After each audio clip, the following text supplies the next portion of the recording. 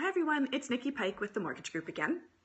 I wanted to share some information on the upfront costs that go along with buying a home, as well as some of the ongoing costs that go along with maintaining a home. For most of us, the purchase of a home is the most expensive item that we will ever purchase.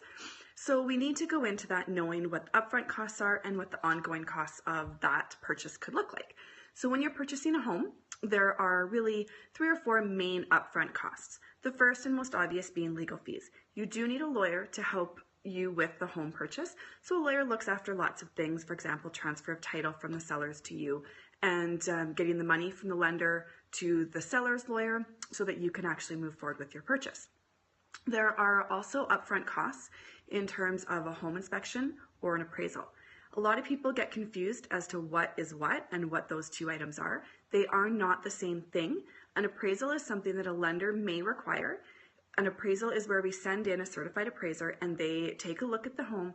They then go back and do up a report that is based on similar properties that have sold within a certain time frame. So what the appraiser is determining is that you are in fact paying fair market value for your home.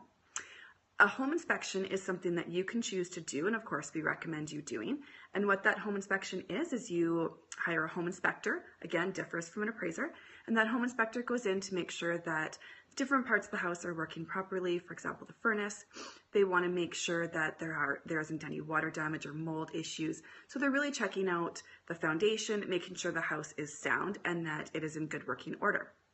Another one that can come up is what we call a property tax adjustment. This is something that can depend on the time of year, it can depend on your lender, and it can also depend on how the sellers have chosen to pay their property taxes.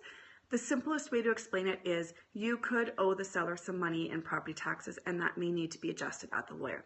So those are really the 4 main costs that we see up front.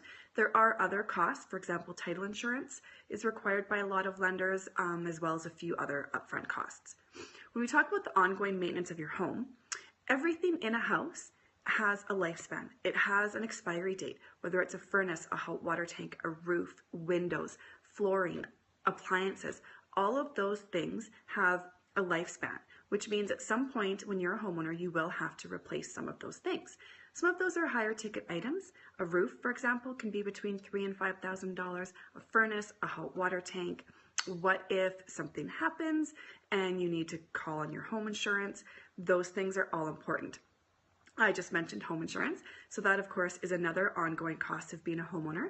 So you need to pay to insure your home.